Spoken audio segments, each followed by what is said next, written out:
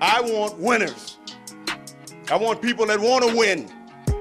You play to win the game. You don't play to just play it. You got to put your money where your mouth is, Pete. It's not gambling advice.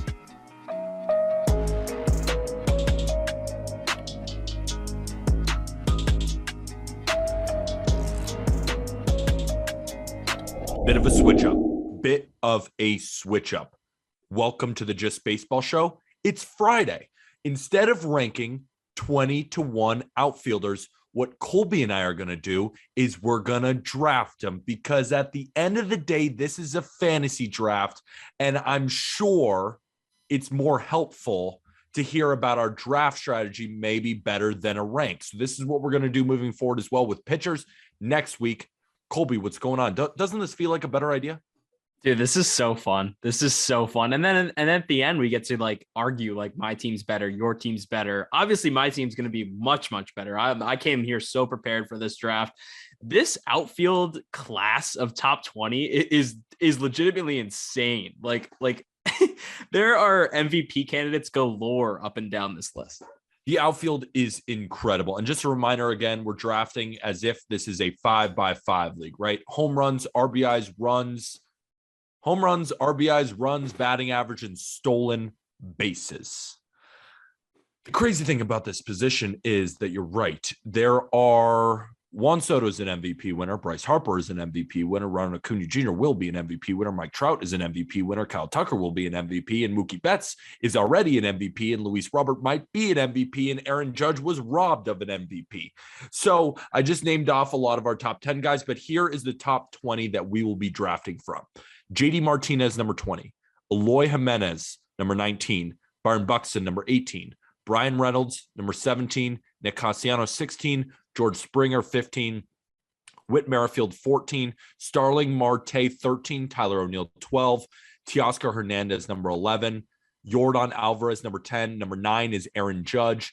8, Cedric Mullins. 7, Luis Robert. 6, Mookie Betts. 5, Kyle Tucker. 4, Mike Trout. 3, Ronald Acuna Jr., 2, Bryce Harper, and 1, Juan Soto. And of course, you can find our full rankings and full write-ups on justbaseball.com. But Colby, it's time to draft between one of the most stacked positions in the sport. But before we do draft, because remember, we're only drafting these outfielders, what is your strategy when it comes to drafting outfielders in fantasy? I gotta say, man, this is tough because when I look at all these names, right, it's going to be super tough as a manager to not just want to draft every single one of these guys, because you do need to fill the other slots in your lineup. You do need to grab pitchers in that top, in the first 10 rounds, for example, you need to get, 3 pitchers. You're going to need to get one of those shortstops we've been talking about, a third baseman. You're going to want to spread it out. And yes, outfield is so top heavy, but it's also the deepest position there is in fantasy baseball, right? We just did the sleepers, and a lot of those guys could be incredible for you and deliver possibly top 30 value. So I would say that you want to grab at least 2 to 3 guys that we have here in these top 20. I would say 2 is if you leave your draft with 2 of these guys, you're in an amazing position. I agree. I usually like to grab one of the top guys, maybe the top 6, 7, sometimes 8 outfielders, and then I wait. I get a bell cow. I fill up on pitching. I fill up on infield, because there's so many outfielders to grab, especially we just did 5 sleepers each in the outfield, ADP past 175. There are plenty of those guys who I'd love to have on my fantasy team, but at least for this round, we're just drafting the top 20. So, but before we start drafting, I feel like we have to talk about the elephant in the room. The fact that I am now in Boise, Idaho, in a hotel, about to do a panel on Saturday at Tree Fort and the Hack Fort Festival. I'll be presenting how TikTok can change your business, because TikTok has now been a huge part of Just Baseball, and you can go follow us at Just Baseball Fans. Maybe that's how you found us, and it's definitely changed our business. And Colby, you are in a full suit now without the tie, so I guess it's not full suit. You just got the gorgeous jacket and the collared shirt underneath. Why do you happen to be wearing that? Well, first of all, I am in a collared shirt and suit, jacket, I do have joggers on. So I'm Okay, doing there the Zoom from home thing. But yes, Peter and I just recorded an amazing Oscars betting preview with our friends Will Cohen and Javi Reyes. That'll be out on Saturday, and I'm super amped up to go through that because that was just a blast. None of us, I know some about the Oscars. Peter, you probably know a little bit, but I don't they know were any. experts. They gave us a ton of good information. So And definitely check that out. That's why it was the best. That will be released on Saturday as kind of a bonus episode. Colby and I welcomed on my roommate, our video editor, Will Cohen, who is the biggest movie buff. And then as well as Javier Reyes, who is a writer on justbaseball.com, covers the Padres, but is one of the smartest movie minds as well. So we got those two to help us because I don't know shit about movies, but you actually kind of killed it. You know what you're talking about. You've been watching the Oscars since you was 8 years old.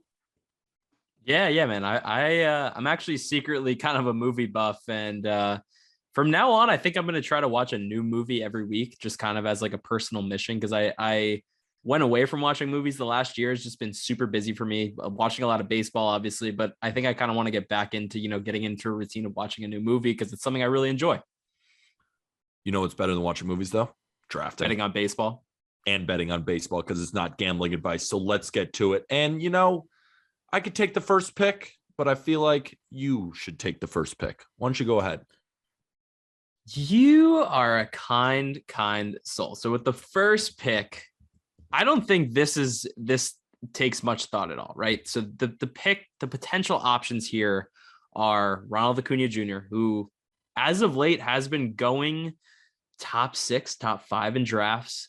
The other pick is Bryce Harper, who is pretty much a consistently, top 7, top 8 pick in drafts. But the easy pick here is the best hitter in baseball right now, Juan Soto.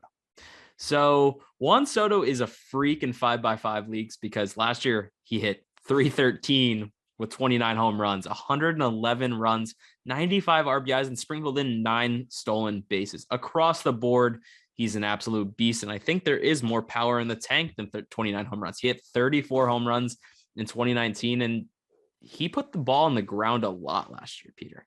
He was hitting the ball on the ground over 50%, and for his batted ball profile, he hits the ball, as hard as anybody in the league. If he can drop that ground ball percentage just a little bit and hit the ball in the air more, I think we're looking at 40 home runs for a Juan Soto type guy.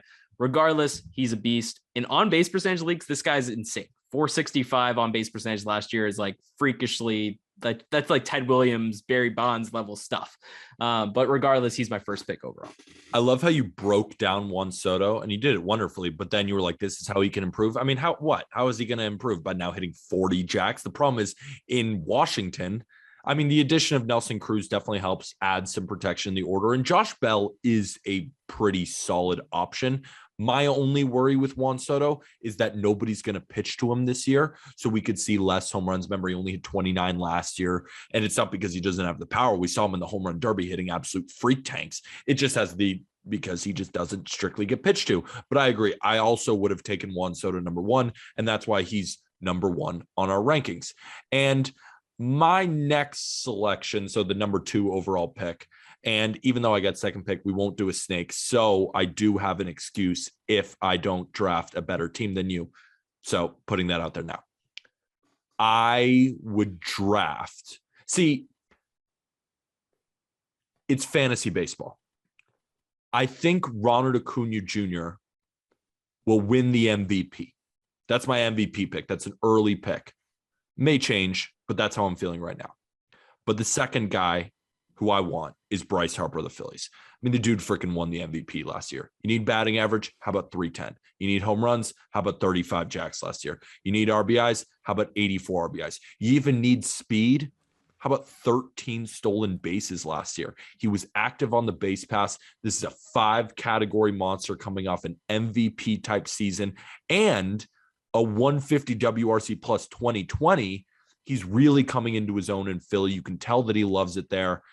I think Bryce Harper is a really safe bet to finish as one of the best outfielders in baseball, and he's my number 2 pick. I love it, Pete.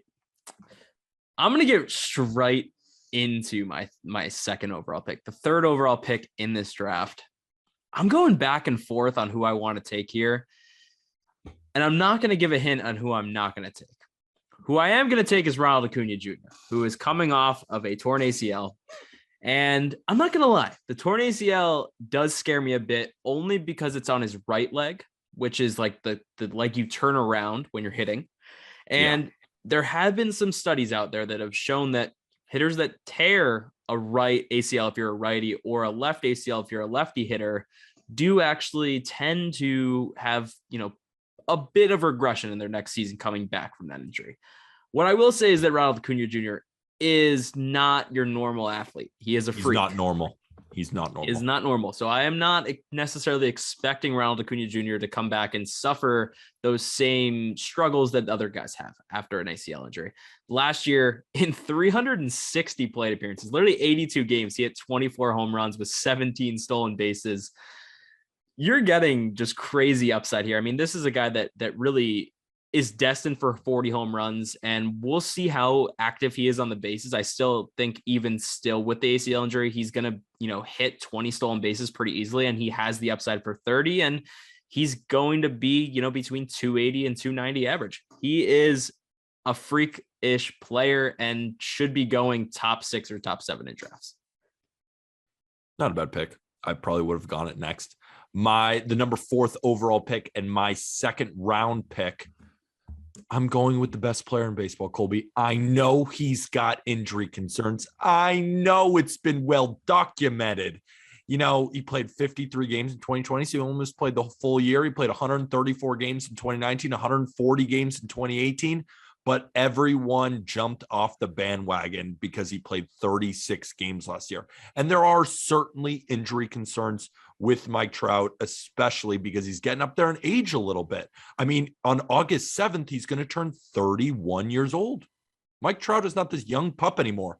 But what Mike Trout still does is fucking rake like nobody's business, Colby. Before he went out with the injury, he was hitting 333 with a 466 on base. He was leading the league in homers at the time, and he even had 2 stolen bases in 36 games. So that means, in previous years, 2019 was the last full season. He only stole 11 bases. You're probably not going to get more than 15. And with them trying to keep him healthy, I'd bet on 10, but I wouldn't be surprised if he steals less. But what he has now turned into is a 50 home run guy. Like, he has that type of potential while hitting 300. Mike Trout is the next pick. Yeah, it is one of those scenarios where maybe we just kind of forgot what baseball was like without Mike Trout, and then Mike Trout comes back and we go, that's what Mike Trout is. And I'm watching him in spring training hitting piss missiles already, hitting pellets all over the field. I mean, as he does, I wouldn't expect anything less. It's hard not to draft him at number 4, and we're kind of going in order of how we rank them so far, which is interesting. I wonder if any of us are going to switch up now. Well, so it's interesting you say that. So I'm going to get into my 3rd pick, 5th overall, Kyle Tucker of the Astros. I actually would have taken Kyle Tucker over Mike Trout here. It's tough. I think it is a tough thing, but the speed upside for Kyle Tucker mixed in with 35 home run power and he's going to hit 300 with 35 home runs and 20 stolen bases next year. And this is a sleeper MVP pick. I'm not going to announce that or anything official, but I think he really is a sleeper MVP pick. 399 xWOBA last year, was 11th in baseball. He's going to be hitting, and you have to remember here, that was hitting 6th, 7th in this Astros lineup. Now Correa is gone, and he's going to be hitting 4th in this lineup. And that only brings his run and RBI upside to another level. He is going to be a 5 category producer, and Kyle Tucker late in the 1st round, I'm all over. It's hard not to love Kyle Tucker. Barrel just stays in the zone for about an hour and a half. It seems like his bat is in traffic because of how long it just stays in the zone. But you know what, Colby? I'm going with another guy who I just know what I'm going to get. With the 6th overall pick and my 3rd pick, I'm going with Mookie Betts, dude. And you can call last year a down year. And I guess it was a down year by his standards. He had 264, only a 131 WRC plus. but he only played 122 games. And this is a guy who is routinely putting up 150 game seasons. I mean, even in 2020, he played 55 of the 60 games. 2019, he played 150 as well. He was definitely battling injuries last year, and I don't think the Mookie Betts that we saw last year will be the same Mookie Betts that we saw this year. Remember, Mookie Betts still not that old. He's still just 29, and he's going to be 29 until October. Like, this is his age 29 season. I think that we're going to see between 280, 290 batting average, and he's got 30 home run pop. He hit 32 in 2018. He hit 29 in 2019. He hit 16 in 2020 in 15 games. Like, he has crazy power potential too, and he's going to steal you 10 bags. Mookie Betts is my next selection. He's going to steal you more. But, Peter, this is the year of the hip injury comeback. I mean, we talked about it with Matt Chapman. Mookie Betts has said that the hip injury is in the past. It's a thing of the past. It's not going to bother him for 2022. And you can take that with sort of a grain of salt, because obviously Mookie Betts isn't going to come into spring training and go, guys, I'm still hurt.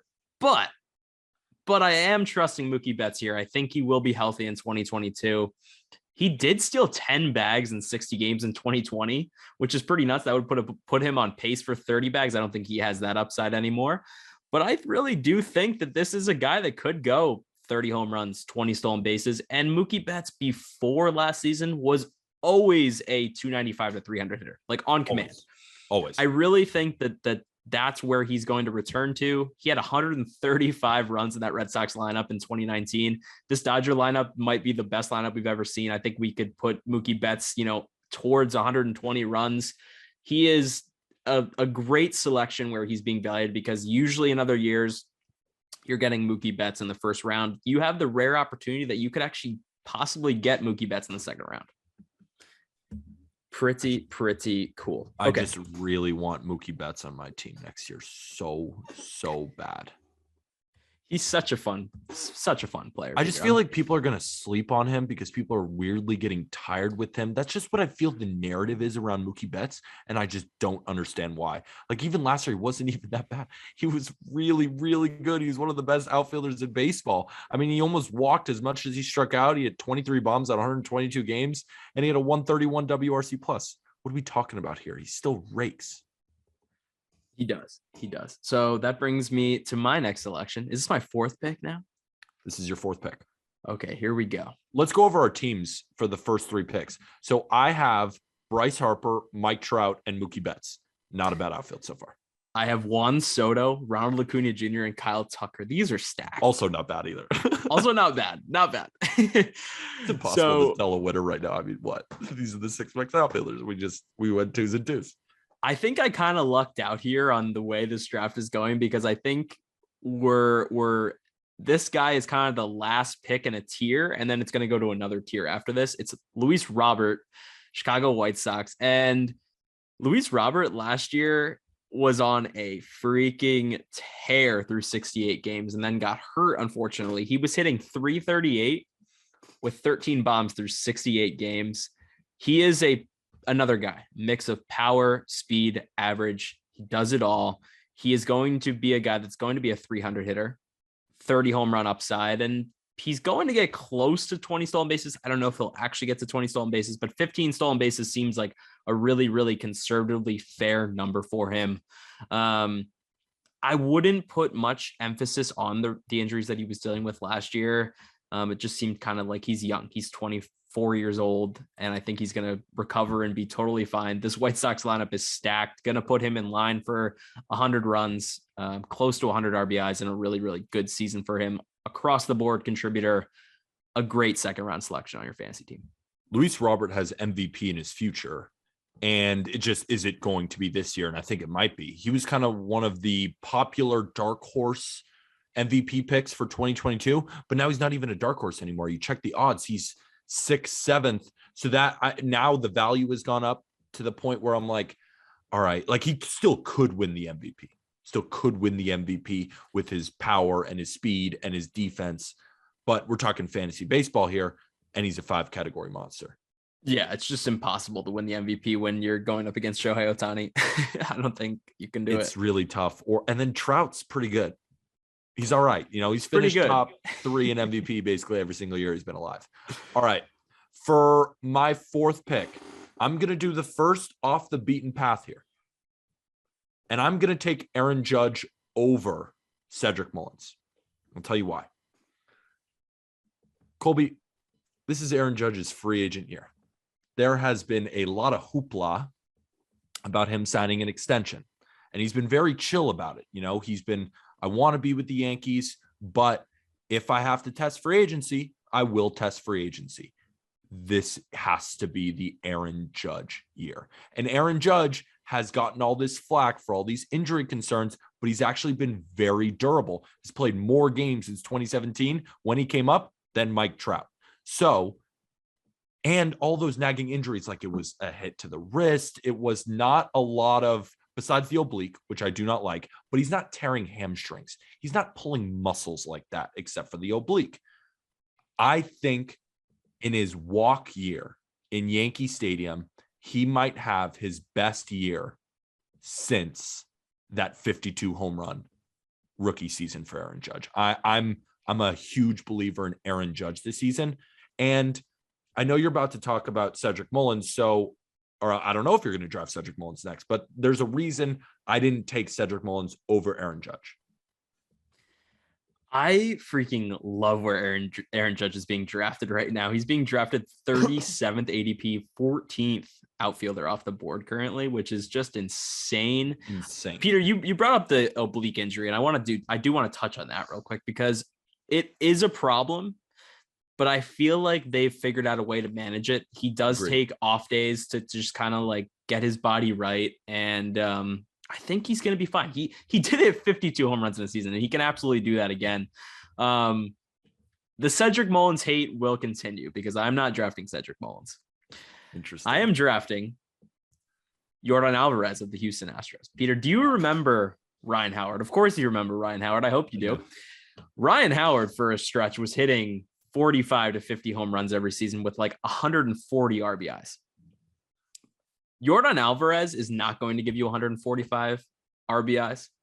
Nobody does that anymore. But what Yordan Alvarez is going to give you is a higher average than Ryan Howard. He's going to give you an average near 300 with upside for 120 to 130 RBIs in this lineup.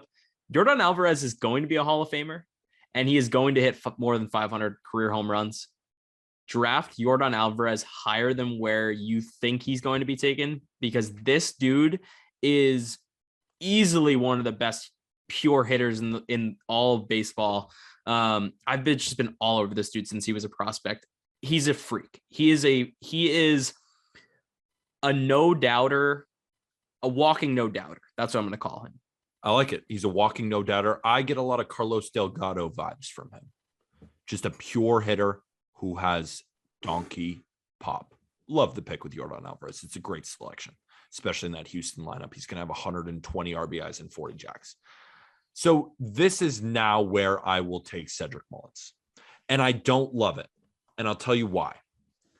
I mean, I do love it because he hit 30 home runs. I don't love it either. 30 bases last year and hit 291. Cedric. I know, but he had 91 runs and he had 30 jacks and he had 30 stolen bases and he had 291. So he's still really good. But I think the reason why we are taking a small step back is because the expected statistics did not favor Cedric Mullins. His expected batting average was about 20 points less.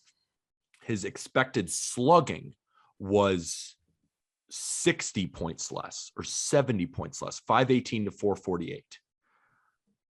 He hits the ball hard, but not that hard. He's in the 39th percentile of hard hit rate.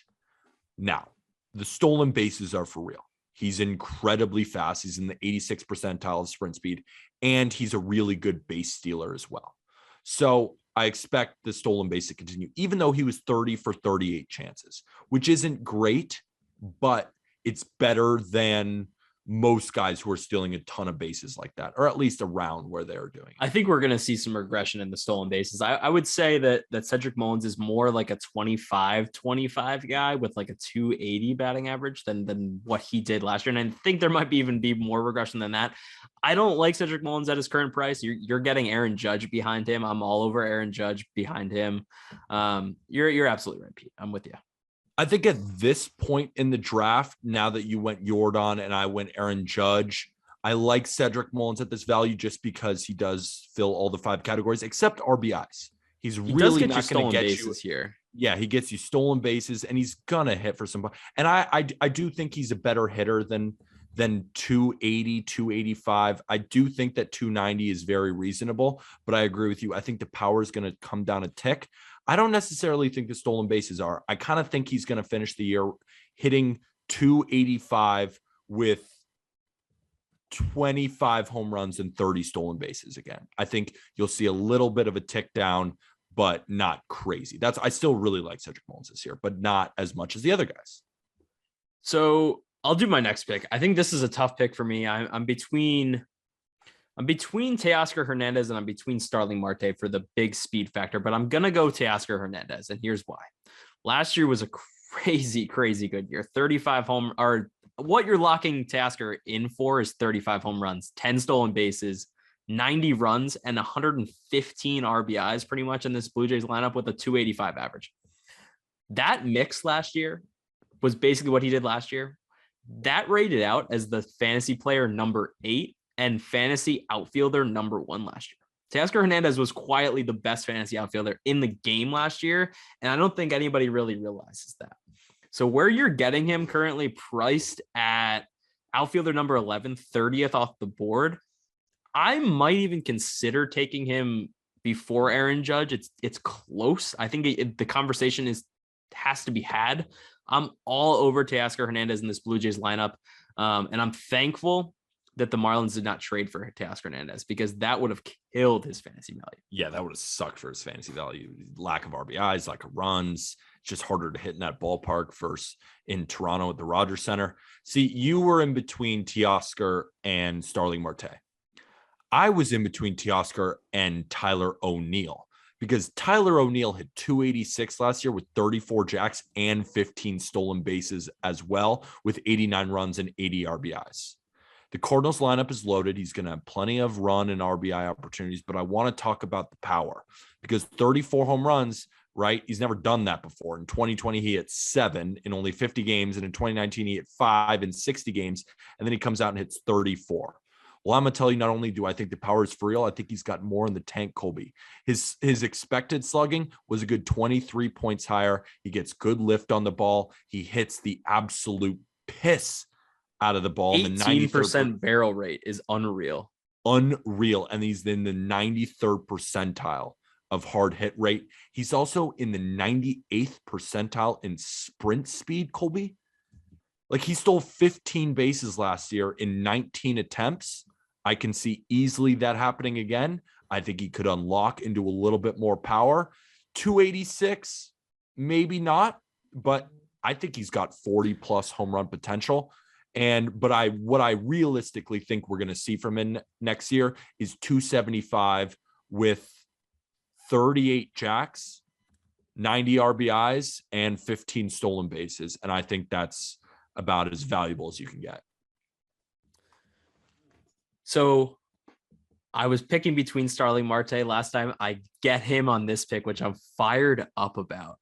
This dude last year, when he was on the field, was an MVP candidate. He only played 120 games, which is the worry here. Starling Marte is entering his age 33 season.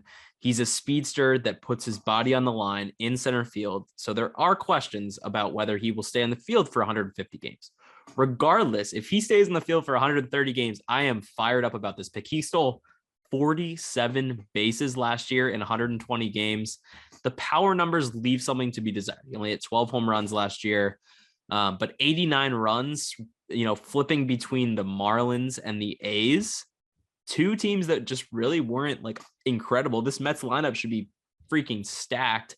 I could see, 90 to 95 runs, 60 RBIs, and 35 to 40 stolen bases again, with close to a 300 average.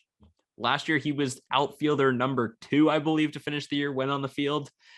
I'm fired up picking him as my outfielder number 7 or 8 at this point. Fired up. Yeah, No shit, you're fired up. All these guys are good. I'm fired up too about all my picks, but I agree with you. Starling Marte is a great pick, and he's a guy who, maybe he's getting up there in age. Is he a guy who's gonna, lose some steam? I don't think he's gonna really lose any steam last year. I thought he looked fantastic, and this is also a workout junkie. We see pictures of him on horses, shirtless, and he looks like Hercules. Like, this is a different kind of athlete who's consistently in the gym. We were talking to Ryan Finkelstein. He was saying that, this is just a gym rat, a different kind of animal in the gym. I love Starling Marte. I love that pick too. I would have gone Tyler O'Neill because I think Tyler O'Neill is a bit more dynamic in the 5 categories, but it does give you more power. I'm with you. It's hard to go against Starling Marte.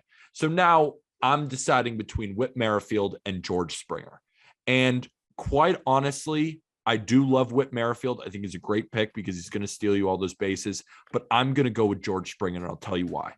I feel like people don't understand how good George Springer is. And maybe when I say people, I'm talking literally about myself, because when I went back and looked at George Springer from 2018 to 2019, and even in 2017, he is an incredible player, I mean, 2017, he had an 889 OPS, 34 jacks, 85 RBIs, hit 283. Then he turns right back around in 2018. Not as great, 265 with 22 jacks, but then 2019 he hit 39 home runs in 122 games, hitting 290. And then in 2020, 14 home runs in 51 games. So the power is there. I think this could be a guy, and I mean, he even hit 22 home runs in 78 games last year. Like, the power is what is so impressive when I think George Springer. And now, could he hit 35 home runs next year while hitting you between 270 and 280? I think he can. And we shouldn't expect that many stolen bases, but I think anywhere between 5 and 10 is pretty reasonable. And in that Blue Jays lineup, he could lead the league in runs scored if he leads off, which I think he's going to. I like the George Springer pick. What do you think? Dude, you stole my pick. I'm kind of pissed off about it right now. He's incredible. George Springer is an ex-UConn grad, ex-Connecticut baseball player. So shout out to Connecticut baseball. He was at Connecticut. Unreal college baseball player, like legendary. He is a legend. I actually played for the same AAU program that he did when I was younger, but he's unreal, man. He's unreal. 39 home runs in 130 games back in 2019. Came back last year and came back mid-season, definitely was not took, a few weeks to kind of get right, as guys do. That's what spring training is for. This year, he's healthy going to the year with a full spring training to get acclimated to pitching and whatnot. He's going to start the year. I like him as another AL MVP dark horse. His game has changed. He's not the 20 stolen base guy he once was, and now he can just focus on hitting rockets and hit 40 home runs in that stacked Blue Jays lineup that we just keep talking about. I mean, there's just so many guys in that lineup. Their whole outfield, it seems like, is in the top 20. They have a scary lineup. Who's your next pick? So my next pick is one that I am pretty fired up about this one, because this guy just knocks all your stolen bases off the board. It's Whit Merrifield. Yeah. 40 stolen bases last year, played every single game. He's played every single game. He hasn't missed a game since 2018. And even in that season, he missed 4 games. He's missed 4 games in 4 years. He's going to play every single day. He's going to steal you 35 bags. And while, again, the power numbers leave something to be desired, only 10 home runs last year, 74 RBIs, 277 batting average is kind of where he's at once again. But the Royals lineup should be pretty good. He had 97 runs last year, 105 in 2019. I could expect 100 runs and 40 stolen bases from this guy. That's incredible from a fantasy perspective. Absolutely incredible from a fantasy perspective. For my next pick, again, I'm going to go off the beaten path a little bit. And I'm not going to take Nick Castellanos, and I'm not even going to take Brian Reynolds. I want Byron Buxton. With the laser beam pointed to earth, I want Iguodala. I want Byron Buxton. What Byron Buxton can do for your fantasy team is win you the entire league by himself if he stays healthy. He's a 300 hitter, a guy who could hit 40 home runs, a guy who could steal 40 bases. When Byron Buxton is on the field, He's one of the most talented players in the entire sport. Think Luis Robert, but better. Quite honestly, I think he's a better talent than Luis Robert is. And Luis Robert is a top 5 talent in the entire league. Byron Buxton is up there with the Ronald Acuñas, up there with the Mike Trouts in terms of talent. And if he just stays healthy, because he's played 140 games just once. And that was the only time he's played above 92 games in a season. And remember, he's been in the league since 2015. This is a risky pick, but if you can do it, if you look at the rest of your team when you're drafting your fantasy team and you say, all right, I have a lot of these safe options, and you grab Buxton late, you could win the league. He could be a win the league type player. Peter, was he not the AL MVP favorite when he got hurt last year? I believe he was. He was at least in the top 3 of AL MVP odds when he went down with injury. I mean, 19 homers in 61 games in a full season. This guy's close to 300 batting average, 30 to 35 home runs, and 20 stolen bases. At this point in the draft, he's going right now ADP 55. Crazy value. That was my pick. You stole that one from me. I like how I've stolen 2 picks from you now in a row. In a row. I'm feeling good about my team. My next pick is a barrel finder line drive extraordinaire. It's Brian Reynolds of the Pittsburgh Pirates. This dude has quick hands, brings the barrel to the baseball. He's your old-fashioned, just like pure hitter, gets up to the plate. You know he's going to do something fun with it. Last year, he had the 9th or 8th highest line drive rate in all of baseball, hit 302 with 24 bombs, 93 runs, and 90 RBIs. This guy's not going to do one good thing for you, right? He's not going to provide one thing that's like incredibly elite, but he's going to do really, really above average in 4 categories. And I am absolutely fired up about that. He's entering his age 27 season, entering his prime. Last year was like really his first year where he had a coming out party. And remember, this guy wasn't a 1-year fluke either. It's not like 2021 was the fluke year for him. In 2019, he hit 314 with 16 home runs in 134 games. So there's precedent to how good Brian Reynolds can be. I think he can be even better this next year. And the Pirates have kind of a fun team. I think they have a more fun team than they did last year. O'Neal Cruz coming up. Brian Hayes will be there for the full year. I kind of feel like I'm going to watch more Pirates games than I did last year. They are forming an interesting team of a lot of young, exciting players. I mean, we were talking about Rosie Contreras coming up as the pitcher. Mitch Keller is out here looking like Jacob deGrom these days. They're brewing up something. It's not, they're not going to win the division this year. They're not going to finish second, and they're not even going to finish third. But get excited, Pittsburgh. Something is happening there, and I really do like it. They're at least going to get you to turn on the TV to watch them for like 2 innings, which is something that I can't say I'm going to do for a Reds game. I think you're right. They just have exciting players, and that's what you want to watch when you turn on a baseball game. So my next pick, this one's tough because I really want to draft Eloy Jimenez, but Eloy Jimenez has not proved that he can stay healthy for a full season yet. So I'm going to take the new Philadelphia Philly, and that's Nick Castellanos. Nick Castellanos hit 34 home runs last year and drove in 100 RBIs and hit 309. Is he going to do that with Philly? I don't think so, but I don't think it's going to be that far off from that because he still has a really good batted ball profile. Like he's in the 79th percentile of hard hit rate. He still smacks baseballs. He's got 83rd percentile in max exit velocity, 61st percentile in average exit velocity. His expected batting average was still good. He murders fastballs and he hits off speed pretty well. 38% ground ball rate. That's phenomenal. He puts most of his balls in the air and actually had a higher line drive rate than a fly ball rate. Both are around 29%, but a slight tick higher in line drive rate. He just hits balls hard and hits balls often. And I don't need to care about his defense. They're going to slot him at DH at some points too. I do think he's going to rake in Philly. I don't think he's going to hit 309, but I wouldn't be shocked if he hit 300. Most likely he's going to hit between 290 to 295. And I think 30 home runs is likely. And I think he could have 100 RBIs in that Phillies lineup.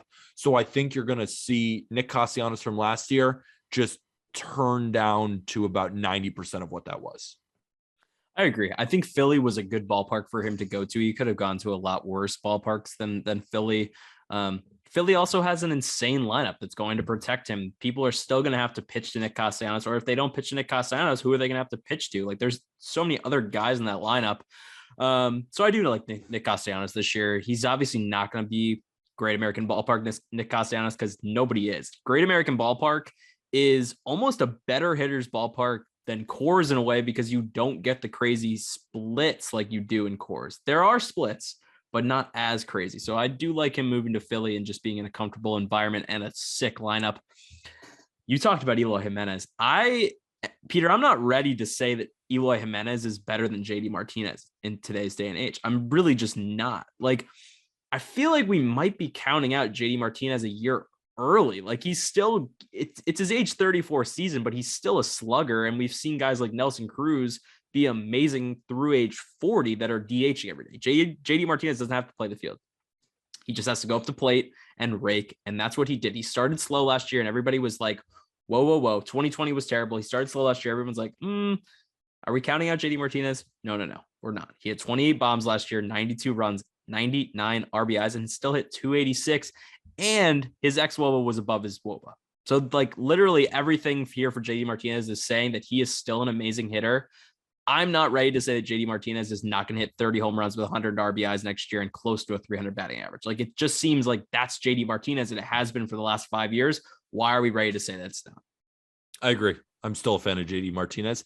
I would, and now this is the last pick in the draft, I would have probably picked Eloy Jimenez over him because in 2019, this was a guy who hit 267 in his rookie year with 31 bombs and 79 RBIs. You know, it was a good, at least, taste in the bigs through 122 games. Like, this guy has 45 plus home run potential, 45 plus. 14 home runs in 55 games in 2020. Then he was dealing with injuries last year, but he still had 10 home runs in 55 games. He's hitting one every 5 games. This is a perennial power threat. My only thing is, I kind of have no idea what he's going to put up in the batting average department. It's been complete opposites. I mean, 267 in 2019, 296 in 2020, and then a 249, which I'm just kind of throwing 2021 out the window. I think he was injured. Most of the year was just dealing with stuff.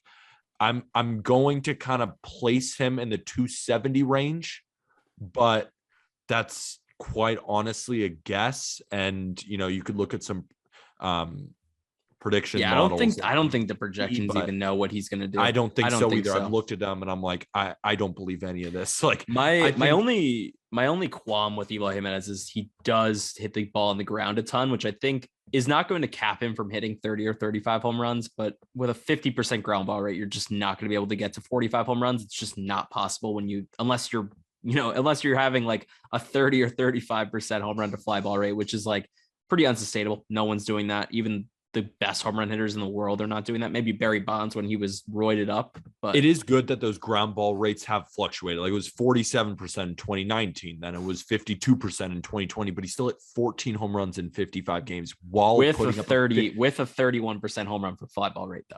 I don't think True. he can sustain that over a full year. True. I think that's basically impossible to sustain that over a full year, but then he had a 48% ground ball rate. I don't think it's going to be 52%. I think it's going to be lower than 48%. Now, even if it's like 47%, it's going to be really, really hard to get him to 45 home runs. That's the only problem. But I'm saying what kind of power he has in the bat is 45 plus. It's 50 plus. He's got 80 power. I mean, the guy hits absolute freakazoids. I would take him probably over JD Martinez if you gave me a choice. I think I would.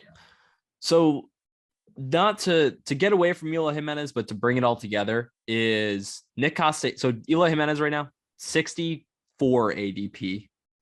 Nick Castellanos, George Springer, Byron Buxton are being taken just 5 to 8 picks ahead of him on average. We're saying that we would much rather have those guys. So if you're listening, key in on Byron Buxton and Springer. Even though the risk is high, the reward is league winning. And I think in the outfield, you can salvage. You can salvage if one of those guys goes down for like 20 or 30 games, you can manage it. But when they are on the field, when Buxton and Springer are on the field, they're going to deliver value that's, top 20 level. Absolutely. So let's go, as we wrap up, let's go through our teams again. So my team, I went, and this is in order of how I drafted them. So Bryce Harper, number 1, Mike Trout, number 2, Mookie Betts, then then Aaron Judge, then Cedric Mullins, then Tyler O'Neill, then George Springer, then Nick Castellanos, Byron Buxton after Tyler O'Neill, then George Springer, then Nick Castellanos, then Eloy Jimenez to round out my draft.